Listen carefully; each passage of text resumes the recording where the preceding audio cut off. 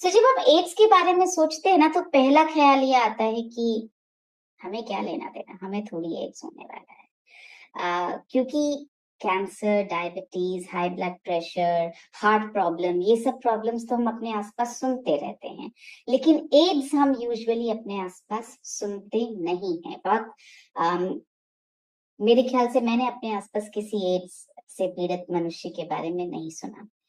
उसकी सबसे बड़ी वजह यह है कि एड्स अगर है भी या एचआईवी अगर है भी, तो हम उसके बारे में बात करना पसंद नहीं करते, क्योंकि हमें ऐसा लगता है कि ये थोड़ी छुपाने वाली प्रॉब्लम है। आज हम एड्स के बारे में मैं आपको कुछ बेसिक जानकारी देने वाली हूँ, ताकि हमें पता हो कि एड्स है क्या, और एड्स ना हो इसके प्रिवेंशन के लिए क्या कर सकते हैं। क्योंकि हम न्यूट्रिशन पर जब बात करते हैं तो हम प्रिवेंशन और मैनेजमेंट, दो चीजों की बात करते हैं। तो आज हम कुछ कुछ चीजें सीखेंगे। बहुत सिंपल तरीके से आपको इस प्रॉब्लम के बारे में मैं बताना चाहती हूँ। इंडिया में एचआईवी से इन्फेक्टेड लोग जो हैं वो हैं 24 लाख। ये अभी का, ये 2022 का आंकड़ा है। देखने सुनने में बहुत छोटा लगता है। जब हम डायबिटीज की बात करते हैं तो करोड़ों में हमें सुनाई देते हैं लोग, लेकिन 24 लाख एचआईवी इन्फेक्टेड लोग देखने में, सुनने में बहुत बड़ा आंकड़ा नहीं लगता है। लेकिन ये वो लोग हैं जो इन्फेक्शन कैरी कर रहे हैं, और इनसे इन्फेक्शन हमें हो सकता है अगर हम कुछ चीजों का, हमें मतलब समाज में ये इन्फेक्शन फैल सकता है अगर हम कुछ चीजों का ध्यान न रखें। तो सबसे ज्यादा एचआईवी इन्फेक्टेड लोग इंडिया में अगर कहीं पाए जाते हैं तो वो है north east states, Manipur, Nagaland, Mizoram. यहाँ पर सबसे ज्यादा पाए जाते हैं। सदर्न स्टेट्स, जो साउथ इंडिया के स्टेट्स हैं, कर्नाटका, आंध्र और तेलंगाना, ये सेकंड नंबर पर आता है, और तीसरे नंबर पर आता है महाराष्ट्र। सो ये तीन जो एरियाज हैं, ये हाई, इनका यहाँ पे जो नंबर है एचआईवी इन्फेक्टेड लोगों का, वो हाई है। एचआईवी में जो हाई रिस्क ग्रुप्स हैं, मतलब किनको सबसे ज्यादा खतरा है एचआईवी होने का, वो ये हैं। सबसे ज्यादा खतरा है वो लोग जो ड्रग्स को इंजेक्शन के जरिए अपने शरीर में लगाते हैं। तो जितने भी अल्कोहल, ड्रग्स, ड्रग एडिक्ट्स होते हैं, उनको सबसे ज्यादा खतरा रहता है एचआईवी से इन्फेक्ट होने का। जो ट्रांसजेंडर्स होते हैं, जिनको हम हिजड़ा बोलते हैं, उनको बहुत खतरा होता है। वो लोग, वो पुरुष जो पुरुषों के साथ संभोग करते हैं, उनको खतरा होता है। जो प्रिजन में, जेल में रहने वाले लोग हैं, वो भी हाई रिस्क ग्रुप्स में आते हैं। जो फीमेल सेक्स वर्कर्स हैं, वो भी high income, high risk group में आती हैं। जो ट्रक चलाते हैं रात को, जो हाईवे पर ट्रक्स चलाते हैं ड्राइवर्स, वो हाई रिस्क ग्रुप्स में आते हैं। और कुछ लोग वो जो बाहर से आए हैं, मतलब बाहर से वो इन्फेक्शन लेकर के आते हैं, इंडिया के बाहर से। अब समझेंगे एड्स है क्या।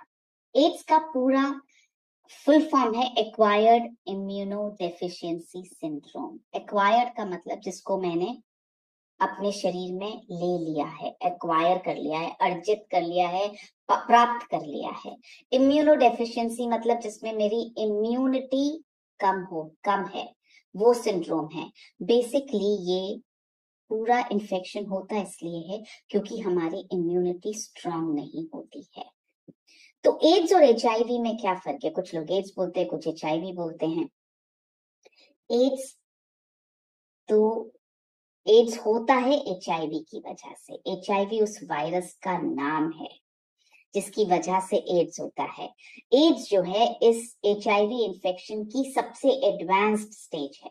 जरूरी नहीं है कि एचआईवी से इन्फेक्ट होने पर इंसान एड्स का शिकार होगा ही। हो सकता है वो वायरस है उसके शरीर में और वो सालों साल वायरस के साथ आराम से अपनी जिंदगी बिता सकता है या बिता सकती है। सो एड्स जो है, तो एचआईवी क्या है? एचआईवी है ह्यूमन इम्यूनो डेफिशिएंसी वायरस। आपको फुल फॉर्म याद ना रहे, कोई प्रॉब्लम नहीं, मैं सिर्फ आपको फर्क समझाना चाह रही हूँ। ये वायरस जब आपकी बॉडी में आ जाएगा और अगर आप ध्यान नहीं रखेंगे और इन्फेक्शन बढ़ता जाएगा, तब एड्स बनता है, तब वो एड्स में तब्दील होता है, वरना वो एड्स में तब्दील नहीं होता है। सो ये HIV वायरस जो है करता क्या है? ये आपके बॉडी के इम्यून सिस्टम को बहुत ज्यादा खराब कर देता है, डैमेज कर देता है, बहुत ज्यादा नुकसान पहुंचा देता है। ये हमारे सारे वाइट ब्लड सेल्स को अटैक करता है, जो इन्फेक्शन को फाइट करने के लिए हमारे शरीर में जो वाइट ब्लड सेल्स होते हैं उनको ये अटैक करता है और हमारी इम्यूनिटी को बहुत ज्यादा कमजोर बना देता है।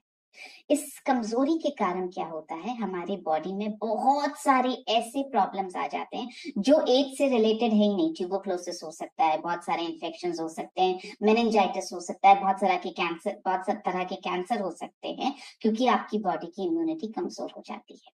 तो जब मैं इसके बारे में रिसर्च कर रही थी तो एक जगह मैंने पढ़ा, डॉक्टर्स का ये कहना है कि हमारे देश में और बाहर भी एड्स की वजह से लोग कम मरते हैं, लोग ज्यादा मरते हैं। ये जो बाकी डिजीजेस हो जाती है ना इम्यूनिटी कमजोर होने की वजह से, उनकी वजह से लोग ज्यादा मरते हैं, एड्स की वजह से लोग कम मरते हैं। सो इम्यूनिटी कमजोर होने से बाकी सब बीमारियों का खतरा बहुत बढ़ जाता है। तो अगर HIV को ढंग से उसको मैनेज नहीं किया गया तो वो धीरे धीरे बहुत सालों में जाकर के एड्स में तब्दील हो सकता है। और बहुत सारे डायग्नोसिस तभी होते हैं जब वो एड्स में तब्दील हो चुका होता है। HIV की स्टेज पे डायग्नोसिस होते नहीं है, लोग इतने ज्यादा समझते नहीं है कि डायग्नोसिस करवाया जाए। 90% से ज्यादा लोगों को ये पता ही नहीं है कि मेरे शरीर में ये इन्फेक्शन है। हमें HIV मिलता कैसे, किस तरीके से HIV हो सकता है? क्या चलते फिरते HIV हो जाएगा? जैसे खांसी जुकाम चलते फिरते हो सकता है कि हवा में वायरस है और मैंने अंदर ले लिया तो मुझे खांसी हो गई, जुकाम हो गई, तो क्या ऐसे HIV हो जाएगा? नहीं, ऐसे HIV ये वायरस फैलता नहीं है। कैसे फैलता है? ये फैलता है 4 कारणों से। पहला कारण है अनप्रोटेक्टेड सेक्स। आपका जो सीमेन है या जो वेजाइनल फ्लूइड है उससे ये वायरस फैलता है। दूसरा, अगर आपने कोई इन्फेक्टेड इंजेक्शन ले लिया, जिसे ब्लड चढ़ रहा है और वो जो जिस सुई से ब्लड चढ़ा उसमें अगर इन्फेक्शन था तो हो सकता है। ब्लड टेस्ट करवाने आप कहीं गए और सिरिंज जो है स्टरलाइज काम में नहीं ली, नई पैक की हुई सिरिंज नहीं खोली, पुरानी सिरिंज काम में ले ली और किसी को HIV था और उसी से आपका भी ब्लड निकाल लिया गया तो हो सकता है। अगर आप ड्रग्स लेते हैं, अपने अंदर इंजेक्ट करते हैं तो पॉसिबल है। अगर आप टैटू करवाते हैं और पुरानी नीडल से, यूज की हुई नीडल से टैटू हो गया, नई नीडल से, स्टरलाइज नीडल से नहीं हुआ, और किसी को HIV था, उसके टैटू की हुई नीडल अगर आपके शरीर में उपयोग हो गई तो भी HIV हो सकता है। तीसरा, ब्रेस्ट मिल्क से। अगर माँ को HIV इन्फेक्शन है और वो अगर अपने बच्चे को दूध पिलाएगी तो उससे HIV इन्फेक्शन बच्चे को हो सकता है। प्रेगनेंसी में भी अगर माँ प्रेग्नेंट है और उसको HIV इन्फेक्शन है तो प्रेगनेंसी और डिलीवरी के दौरान बच्चे को इन्फेक्शन पास ऑन हो सकता है। यही 4 तरीके हैं जिससे ये इन्फेक्शन हो सकता है। ये इन्फेक्शन गले मिलने से, हाथ मिलाने से, टच करने से, किस करने से, खाना साथ में खाने से, पानी साथ में पीने से नहीं होता है। एक बार अगर आपको HIV हो जाए तो वो बॉडी में से निकलता नहीं है, ये लाइलाज है, जिंदगी भर ये रहता है। इसको सिर्फ मैनेज किया जा सकता है। मैनेज करने के लिए डॉक्टर्स क्या करते हैं, किसी तरह से आपके वायरसेस का लोड इतना कम करते हैं कि वो टेस्ट में ना आए और आप किसी और को HIV इन्फेक्शन ना दें। बहुत अच्छी बात यह है कि अगर किसी को HIV है और वो ढंग से मैनेज किया जाए तो लोग सालों साल जिंदा रहते हैं। आज तक की हिस्ट्री में सबसे लंबी अवधि तक जीने वाला इंसान जो आज भी जिंदा है वो HIV इन्फेक्शन के साथ 40 साल हो चुके हैं, वो अभी भी जिंदा है और बहुत हेल्दी तरीके से जिंदा है। एक ब्रिटिश है वो, जो अभी भी जिंदा हैं और बहुत हेल्दी हैं, उनको एड्स नहीं हुआ है। तो अगर अपना ध्यान रखा जाए और प्रॉपर मेडिकल ट्रीटमेंट किया जाए तो इसको मैनेज किया जा सकता है। अब मुझे पता कैसे चलेगा मुझे HIV है या नहीं? इसका सिर्फ एक ही तरीका है, HIV का टेस्ट करवाना। अगर पॉजिटिव है तो HIV है, एक ही तरीका है। सेल्फ टेस्ट किट भी आते हैं, 20 मिनट में रिजल्ट आपको पता लग जाता है। आप घर बैठे, इंडिया में भी आते हैं सेल्फ टेस्ट किट्स, आप घर बैठे टेस्ट कर सकते हैं। 95% एक्यूरेसी है घर में टेस्ट होने वालों तो ये सेल्फ टेस्ट किट्स की भी। क्या सबको HIV टेस्ट करना जरूरी है? क्या मैं भी करवा लूं? तो अभी आगे देखते हैं किस कंडीशन में हमें HIV टेस्ट करवाना चाहिए और कब कब करवाना चाहिए। तो सिम्टम्स क्या हैं HIV इन्फेक्शन के? सबसे पहली अर्ली 3 स्टेजेस होती हैं, अर्ली स्टेज, सेकंड स्टेज और एड्स वाला स्टेज, फाइनल स्टेज। पहली स्टेज में डिजीज जो है, जैसे इन्फेक्शन आपको हुआ बहुत जल्दी फैलेगा। कुछ लोगों में तो कोई सिम्टम नहीं आएगा, पता भी नहीं चलेगा। कुछ लोगों में कुछ सिम्टम्स आएंगे, जैसे आपका मुंह सूख सकता है, आपको गैस्ट्रिक प्रॉब्लम हो सकती है, आपके स्किन पे रैश हो सकता है, दाग धब्बे आ सकते हैं, आपको खांसी जुकाम जैसे बहुत सारे सिम्टम्स आ सकते हैं, आपको आपका गला दर्द होने लगेगा, आपको जुकाम होने लगेगा, आपका लिवर एनलार्ज हो सकता है, सो वेट लॉस हो सकता है, फीवर हो सकता है, बहुत सारे सिम्टम्स हैं, इसका कोई एक सिम्टम नहीं है। सेकेंड स्टेज में भी बहुत सारे सिम्टम्स हैं, आपके लिम्फ नोड्स में सूजन आ सकती है, डायरिया हो सकता है, वेट लॉस हो सकता है, आपकी मसल्स में दर्द हो सकता है, आपको कॉफिंग हो सकती है। ये सेकेंड स्टेज। और थर्ड स्टेज में आपको दूसरे इन्फेक्शंस बहुत सारे हो सकते हैं। Third stage is the AIDS वाला स्टेज। जब आपको एड्स हो ही गया तो आपको ट्यूबरकुलोसिस, कैंसर, मेनिंजाइटिस सब कुछ होने का खतरा बढ़ जाता है। अब मैनेज कैसे किया जाए? 2 चीजों पर हम बात करेंगे, मैनेजमेंट और प्रिवेंशन। मैनेज कैसे किया जाए अगर हो जाए? तो एक थेरेपी है जिसको कहा जाता है आर्ट थेरेपी। आपको सिर्फ इसकी जानकारी जरूरी है, दिया ये मेडिकल सुपरविजन में ही जाएगा, एक डॉक्टर ही देंगे, हम कुछ नहीं कर सकते हैं इसमें।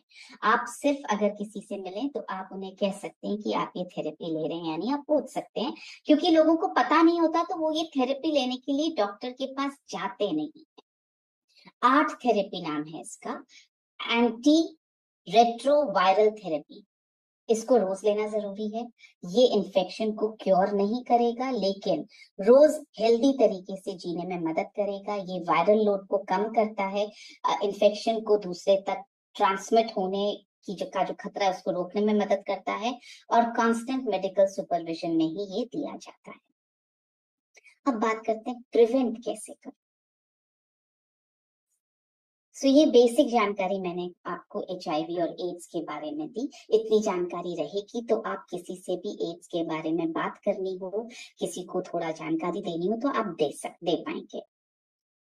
अगर आपको ऐसा लगे कि मुझे कहीं HIV इन्फेक्शन से एक्सपोजर तो नहीं हो गया, मतलब अगर आप कहीं ऐसी जगह पर बाय चांस ऐसा हुआ कि आपको किसी ऐसे लैब में टेस्ट करवाना पड़ गया जहाँ पे आपको लगा कि इंजेक्शन स्टेरलाइज, सीरिंज जो है नीडल स्टेरलाइज नहीं थी, या ऐसा कुछ भी आप सिचुएशन में हो, तो आप डॉक्टर से प्री एक्सपोजर प्रेप नाम है इसका, ये आप मांग सकते हैं। आप या आप किसी को सलाह दे सकते हैं।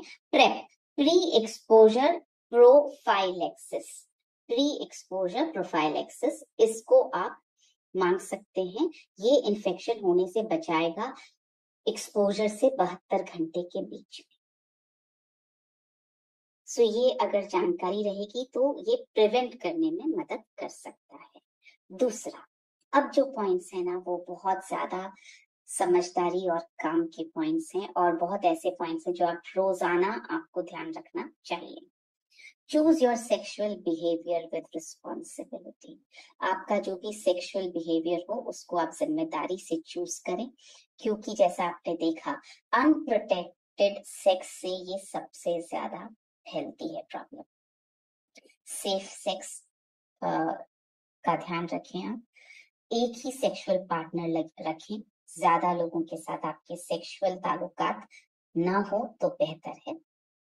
अगर आपको अपने किसी भी प्राइवेट पार्ट में, और ये पुरुषों और महिलाओं दोनों के लिए बराबर एप्लीकेबल है, अगर आपको कोई इचिंग, ड्राइनेस, कोई सूजन, कोई ऐसा डिस्कम्फर्ट हो तो प्लीज इमीडिएटली डॉक्टर के पास जाएं। कोई भी सेक्सुअली ट्रांसमिटेड डिजीज को आप बिना इलाज के ना छोड़ें। हम लोग डॉक्टर के पास जाने में घबराते हैं, चाहे पुरुष हो या महिला, और इसलिए कई बार प्रॉब्लम्स बहुत बढ़ जाती हैं। इसके लिए स्पेसिफिक डॉक्टर्स होते हैं जिनको सेक्सुअली ट्रांसमिटेड डिजीजेस को ट्रीट करने का एक्सपीरियंस होता है। तो अगर जरा सा भी कोई ऐसा इश्यू हो तो प्लीज आप डॉक्टर से कंसल्ट जरूर करें।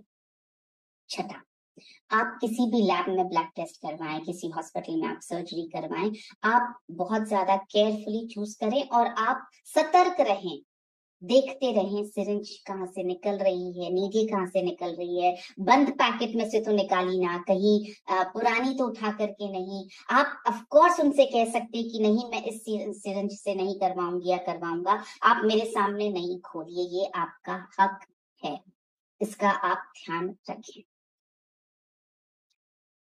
ड्रग्स अगर बाय चांस इस तरह की आदत हो, वैसे हमारे आरसीएम परिवार में इस तरह की आदतें नहीं हैं, लेकिन आप बाहर के लोगों से जिनसे आपका संपर्क होता है, आप उन्हें डेफिनेटली बोल सकते हैं कि ड्रग्स इंजेक्शन के थ्रू आप अपने शरीर में ना लगाएं। यूजुअली ऐसे लोग सिरिंज एक्सचेंज करते रहते हैं, एक ने लगाया फिर दूसरे को दे दिया, फिर तीसरे को दे दिया, तो वहां पे इन्फेक्शन होने का डर रहता है। अपने अगर आप घर पे भी ब्लड शुगर लेवल अपना टेस्ट कर रहे हैं, इंसुलिन लगा रहे हैं, तो आप अपना सिरिंज, अपना नीडल किसी के साथ शेयर मत कीजिए प्लीज। और अगर शेयर कर, आपने जैसे ही ब्लड शुगर टेस्ट किया उसको, नीडल को आप फेंक दीजिए। बाय चांस ऐसा हो कि आपको सेम यूज करना पड़े तो उसको स्टरलाइज कीजिए, बॉईल कीजिए, उसके बाद आप उसको शेयर करें। सो आप हमेशा हर बार आपको खुद को ही अपना ब्लड टेस्ट करना है, ब्लड शुगर टेस्ट किसी और का नहीं किया है आपने, सुबह किया, शाम को आप फिर कर रहे हैं, और इंसुलिन भी आपने सुबह लिया, दोपहर को आप फिर ले रहे हैं। सेम सिरिंज से मत लीजिए प्लीज। आपको ऐसा लगता है पैसे बचेंगे, मेरा ही तो खून था, दोबारा क्यों, लेकिन अगर स्वस्थ रहना है तो बेहतर है कि इसका हम ध्यान रखें कि आप नीडल को बदल लें। अगर सेम यूज करने की मजबूरी है तो आप उसे हर बार बॉईल या स्टरलाइज करने का मतलब नमक वाले पानी में आप बॉईल जरूर कर ले ताकि वो उसका इन्फेक्शन निकल जाए। साल में एक बार अपना बॉडी चेकअप करवाएं, तब एचआईवी टेस्ट के लिए जरूर चेकअप करवाएं। कई बार क्या होता है, हम बॉडी चेकअप करवाते भी हैं तो एचआईवी टेस्ट के लिए हम मना लिख देते हैं, ये सोच करके कि मुझे तो नहीं हो सकता। बहुत अच्छी बात है, हमें होना भी नहीं चाहिए और हो भी नहीं सकता, लेकिन नेगेटिव रिपोर्ट आ जाएगी तो हमें तसल्ली हो जाए। बहुत सारे हॉस्पिटल्स और लैब्स में तो वैसा हो गया है कि हेल्थ पैकेजेस में इंक्लूड कर दिया गया है, बहुत बड़ी सर्जरीज में तो ये टेस्ट किया ही जाता है। लेकिन हमें अगर, तो जब मैंने आपसे कहा कि किस सूरत में मैं टेस्ट करवाऊं, आप साल में एक बार जरूर टेस्ट करवा लीजिए ताकि हमें तसल्ली रहे। अब लाइफस्टाइल चेंजेस क्या क्या करने पड़ेंगे इस इन्फेक्शन को हमें प्रिवेंट करने के लिए। इनफैक्ट न सिर्फ एचआईवी इन्फेक्शन को, ये सारे बदलाव तो हम रूटीन में कर लेंगे तो हमें किसी भी तरह का इन्फेक्शन होने का खतरा कम हो जाएगा। और ये हम महिलाओं के लिए बहुत ज्यादा जरूरी है। आप ध्यान से सुनेंगे तो आपको समझ में आएगा, हम इन चीजों पर ध्यान देते नहीं है, और ये मैं बहुत छोटी छोटी बातें आपको बताने जा रही हूँ। सबसे इम्पोर्टेंट है इम्यूनिटी को स्ट्रांग रखना, किसी भी इन्फेक्शन को अपने से दूर रखने के लिए, चाहे वो एचआईवी हो, चाहे वो डायबिटीज हो, खांसी जुकाम हो, बुखार हो, छोटे छोटे इन्फेक्शन, मतलब जो नॉर्मली 2-4 दिन में ठीक हो जाने वाले होते हैं, उनको भी अपने से दूर रखने के लिए सबसे जरूरी है कि आप इम्यूनिटी को स्ट्रांग रखें। बैलेंस डाइट, बैलेंस डाइट में कार्बोहाइड्रेट्स बहुत जरूरी है, मगर कैसे ले रहे हैं, किस स्रोत से ले रहे हैं, वो इम्पॉर्टेंट है। आप कोशिश करें सब्जियां, फल, अनाज से आप कार्बोहाइड्रेट्स लें। आप मैदा, चीनी, दूध, फैट, घी, तेल, इनसे कार्बोहाइड्रेट्स ना लें। प्रोटीन बहुत जरूरी है, ऐसा प्रोटीन लीजिए जिसमें लो फैट और नो कोलेस्ट्रॉल। प्रोटीन के अंदर भी फैट डालते हैं लोग और कोलेस्ट्रॉल होता है, जैसे वे प्रोटीन में ऑटोमेटिकली कोलेस्ट्रॉल होता है जो दूध से आता है। तो आप वैसा प्रोटीन चुनें जिसमें फैट कम हो और कोलेस्ट्रॉल नहीं हो। हेल्दी फैट्स खाइए, नट्स, सीड्स, ओमेगा 3 ये फैट्स खाइए। कोशिश करें तेल, घी, चीज, मक्खन, इसका इस्तेमाल हम कम करें। विटामिन्स और मिनरल्स बहुत सारे लेने जरूरी हैं इम्यूनिटी को स्ट्रांग बनाए रखने के लिए। कम से कम 8 से 10 ग्लास पानी रोज पीना है। इसके लिए आप अलार्म लगा लें, आप बॉटल साथ में रखें, आप हर आधे घंटे में 3 घूंट पानी पिएं। जो भी आपको स्टेप उठाना है अपनी दिनचर्या के हिसाब से उठाइए। बहुत ज्यादा चीनी और बहुत ज्यादा नमक दोनों अवॉइड करने की जरूरत है। अनहेल्दी प्रोसेस्ड खाना, पिज्जा, मैगी, बर्गर, ये हम घर पे भी बनाते हैं। मैं ये नहीं बोल रही बाजार का खाना, घर पे भी बनाइए तो मैदे से मत बनाइए। कोशिश करें कि आप किसी और अनाज से बनाएं, तो अनहेल्दी मत खाइए। घर पे भी जैसा मैंने आपसे कहा, जब आप बना रहे हो तो ध्यान रखें कम तेल का इस्तेमाल करें, नारियल के तेल का इस्तेमाल करें, हेल्थ कार्ड ऑयल का इस्तेमाल करें, बटर चीज का इस्तेमाल करें, मैदा इस्तेमाल ना करें। आप किनुआ का आटा बना के इस्तेमाल कर सकते हैं, आप हमारा जो मल्टीग्रेन आटा है वो आप इस्तेमाल करें। डीप फ्राई ना करें। इन सब चीजों का, ये छोटे छोटे बदलाव है जो आप अपनी रोज की दिनचर्या में बहुत आराम से कर सकती हैं। हाइजीन का ध्यान रखना बहुत जरूरी है। अपने हाथों को साबुन से जरूर धोइए। कोविड के वक्त तो हम बहुत ध्यान रख रहे थे, अब वो आदतें फिर से हमारी चली गई। खाना बनाने से पहले, खाना खाने से पहले, खाना खाने के बाद हाथों को प्लीज साफ धोइए। कहीं बाहर से लौट कर आए तो सबसे पहले हाथों को साफ धोइए। आप बहुत सारे लोगों से हाथ मिला करके आए तो आप प्लीज हाथों को साफ धोइए। अपने किचन के स्लैब को, काउंटर टॉप को, जहाँ पे आप खाना बनाते हैं, जो बर्तन है आपके, एकदम साफ रखिए, नीट एंड क्लीन रखिए उनको। अपने सब्जी फ्रूट्स को अच्छी तरह से धोइए, उसके बिना मत इस्तेमाल कीजिए प्लीज। ये बहुत इंपॉर्टेंट पॉइंट है, हम इस चीज का ध्यान नहीं रखते हैं। आपकी खाने की चीजें और जो चीजें आप नहीं खाते, इस्तेमाल करने वाली चीजें एक्सपायर होती हैं, प्लीज एक्सपायरी डेट का ध्यान रखिए। आपको आश्चर्य होगा जान करके जो मैं आगे बात करने वाली हूँ। कॉस्मेटिक प्रोडक्ट सब एक्सपायर होते हैं, लिपस्टिक, सनस्क्रीन, मॉइस्चराइजर, मस्कारा, सब एक्सपायर होते हैं। सब पर एक्सपायरी डेट लिखी होती है, पढ़ें और एक्सपायर होने के बाद काम में ना लें। बहुत लोगों के घर में मेकअप का सामान 3 साल से ज्यादा पुराना पड़ा हुआ होगा जो हम इस्तेमाल करते जा रहे हैं। तो ध्यान रखें कि आप एक्सपायर्ड प्रोडक्ट का इस्तेमाल ना करें। टूथपेस्ट, साबुन, इवन लूफा, ये जो हम बॉडी को रगड़ने के लिए जो काम में लेते हैं, सालों साल चलता रहता है, बदलते ही नहीं है। ये सब, इन पे एक्सपायरी डेट नहीं लिखी होगी, लेकिन ये सब अपनी, इनका जीवन या इनकी उपयोगिता समाप्त हो जाती है। अगर बहुत सालों तक आप इस्तेमाल कर रहे हैं तो बदलें इनको। टूथपेस्ट अगर सालों तक रखा हुआ और आपने सोचा क्या फर्क पड़ता है, पेस्ट ही तो है, अंदर थोड़ी खाना है, ऊपर से ही तो करना है, तो ना करें प्लीज। पुराना टूथपेस्ट है तो आप उसे डिस्कार्ड करें। मसाले, हमारे घरों में मसाले सालों तक स्टोर किए जाते हैं, पहले की बात और थी। जब मसाले की अवेलेबिलिटी कम थी, पेस्टिसाइड्स यूज नहीं किए जाते थे, लेकिन अब हमें एकदम ताजा मसाला आरसीएम से हर महीने हम खरीद सकते हैं, नया पैकेट ले सकते हैं। तो आप प्लीज मसालों को 3 महीने से ज्यादा स्टोर ना करें। आ, कच्ची सब्जियां और फल फ्रिज में 4 से 5 दिन से ज्यादा ना रखें प्लीज। ऐसा नहीं कि 10-10 दिन सब्जियां पड़ी और हम उनका इस्तेमाल कर रहे हैं। सॉस, आटा, पापड़, नमकीन, ये सब ऐसे हैं जो बरसों तक हमारे घरों में रहते हैं।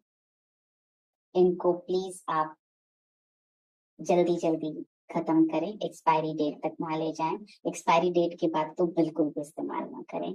मिल्क, चीज, कुकिंग ऑयल सब एक्सपायर होते हैं, दूध भी एक्सपायर होता है। अगर आपके कार्टन में दूध आता है, आपके थैली में दूध आता है, आपके बॉटल में दूध आता है, सब पे एक्सपायरी डेट लिखी होगी, लिखा होगा use before so and so date. Bread expire होती है, ऐसे 7-7, 8-8 दिन तक ब्रेड मत खाइए घर में प्लीज। चीज, कुकिंग ऑयल सब एक्सपायर होता है, तो ध्यान रखें आप इसका। अगर फ्रिज में बचा हुआ खाना रखा है 3 दिन से ज्यादा, मत रखिए और मत खाइए प्लीज। मेडिसिन एक्सपायर होती हैं जिनका हम ध्यान नहीं देते हैं। हमारे घर में मेडिसिन पड़ी रहती है, जब इमरजेंसी होती है उसी को खोलते निकालते खा लेते हैं, देखते भी नहीं है कि एक्सपायर्ड है या नहीं। बहुत बार तो ऐसा होता है हम मेडिसिन निकालते ही एक्सपायरी डेट की तरफ से हैं, जब पढ़ना चाहते हैं तो उस पर एक्सपायरी डेट दिखती ही नहीं। तो प्लीज चेक करें आप। अपने तौलियों को हर 6 महीने में बदलिए। सालों साल तौलिए चलते हैं हमारे, रोज तौलिया धोइए। हमें आदत है बदन पोंछ के तौलिया सुखा देने की, रोज धुलना चाहिए। अंडरगारमेंट्स हर 6 महीने में बदल लीजिए प्लीज। खराब है, फटा है, नहीं फटा है, डजंट मैटर, 6 महीने में आपके अंडरगारमेंट्स, क्योंकि आपके इंटीमेट ऑर्गन्स को टच करते हैं, बदले जाने चाहिए। रोज धोइए उनको, बिना धोइए इस्तेमाल मत कीजिए। आपकी इंटीमेट पार्ट्स रोजाना दिन में 2 बार, सुबह जब आप घर से निकलें, जब नहाएं तब, और रात को सोने से पहले किसी एक इंटीमेट वॉश से वॉश कीजिए। ये पुरुषों और महिलाओं दोनों के लिए जरूरी है। अपने सैनिटरी नैपकिन हर 4 घंटे में बदले। बहुत सारी महिलाएं ऐसी हैं जो बदलती नहीं है। ब्लीडिंग नहीं हुई तो नहीं बदला, गंदा नहीं हुआ तो नहीं बदला। गंदा हो या ना हो, हर 4 घंटे में बदलिए प्लीज। इन्फेक्शन का ये बहुत ज्यादा खतरनाक रास्ता है। आपका टूथब्रश हर महीने बदलना चाहिए। जब आपकी ग्रोसरी की लिस्ट बने आपके परिवार में, हर एक के लिए नया टूथब्रश हर महीने आना ही चाहिए। अपनी बॉडी की बात सुने। कोई भी सिम्टम अगर आपको अलग लग रहा है और बहुत दिनों तक चल रहा है, इग्नोर मत कीजिए प्लीज, कंसल्ट कीजिए। पूरा दिन आप एक्टिव रहिए। शाम होते होते थोड़ा सा अपने आप को धीमा कर दीजिए ताकि आप रात को अच्छी नींद सोने के लिए तैयार हो पाए। अपने परिवार और अपने फ्रेंड्स के साथ टाइम जरूर बिताइए। अब आते हैं सप्लीमेंट्स पर। कौन से ऐसे सप्लीमेंट्स हैं जो मेरी इम्यूनिटी को स्ट्रांग रख सकते हैं? पुरुषों के लिए सप्लीमेंट्स हैं जो एड्स को प्रिवेंट करने में भी काम आएंगे, मैनेज करने में भी काम आएंगे, और इम्यूनिटी को स्ट्रांग रखने के काम आएंगे। Nutricharge man, Nutricharge all pro और न्यूट्रीचार्ज वेज ओमेगा, ये 3 सप्लीमेंट्स ऐसे हैं जो बहुत ज्यादा इम्यूनिटी के लिए जरूरी हैं। मैं न्यूट्रीचार्ज S5 बेस में लिखना चाह रही थी, आप वो भी ऐड कर सकते हैं। जो लोग न्यूट्रीचार्ज S5 लेने में कंफर्टेबल हो, आप वो भी ऐड कर सकते हैं। Gamma oryzanol is a very good antioxidant. AIDS में इसका क्या रोल है, इसकी कोई बहुत ज्यादा स्टडीज नहीं है, लेकिन ये बहुत अच्छा एंटीऑक्सीडेंट है, तो आपकी इम्यूनिटी को डेफिनेटली स्ट्रांग रखने में मदद कर सकता है। महिलाओं के लिए Nutricharge women, Nutricharge all pro, Nutricharge veg omega, Nutricharge S5 भी आप ऐड कर लीजिए, और गामा ओरिजिनॉल, ये बहुत अच्छी सप्लीमेंट्स हैं जो प्रिवेंशन में मदद करेंगे। एक और चीज जो आपको मदद कर सकती है, जो हमारे बाकी प्रोडक्ट्स हैं, हेल्थ कार्ड ऑयल। जैसा मैंने आपसे कहा, कम तेल में खाना बनाना है, कम फैट वाला तेल यूज कर कीजिए, तो आप हेल्थ कार्ड ऑयल सजेस्ट कर सकते हैं। सैनिटरी नैपकिन आप सजेस्ट कर सकते हैं। इंटीमेट वॉश आप सजेस्ट कर सकते हैं। बिस्किट्स, नमकीन, ग्रीन टी, ये सब आप बहुत आराम से सीना चौड़ा करके सजेस्ट कर सकते हैं, क्योंकि इनमें सब में राइस ब्रान ऑयल डला है, किसी में भी पाम ऑयल नहीं डला है, और ये सबके पैकेट पर इंग्रेडिएंट लिस्ट पर लिखा हुआ है, जो मैं यहाँ पर मार्क करके भी आपको दिखा रही हूँ। तो आप इम्यूनिटी पैकेज में ये सारी चीजें सप्लीमेंट्स के साथ साथ आप ये भी सजेस्ट कर सकते हैं। ये नमकीन है, मूंग दाल है, मिक्सचर है, सब में आप देख सकते हैं rice bran oil ingredient list में लिखा हुआ है। बिस्किट्स हमारे पाम ऑयल में नहीं बनते हैं, राइस ब्रान ऑयल में बनते हैं, आप वो भी सजेस्ट कर सकते हैं। और एक और टूल जो आपके लिए अब है, आपके लिए भी, आपकी टीम के लोगों के लिए भी, और RCM के बाहर के आपके दोस्त और परिवारों के लिए भी, जिनको आप सेहतमंद रखना चाहते हैं, आप जिन्हें जो हमारा पूरे भारत को की स्वास्थ्य रक्षा करने का जो मिशन है, उसमें अभी TC सर ने भी 27 को इस मिशन को बहुत ज्यादा पूरे स्टेज पर बहुत मन से डिक्लेयर किया है। अपने जो 3 सोशल मिशन उन्होंने बताए, उसमें से एक सोशल मिशन उनका सेहत साथी का था।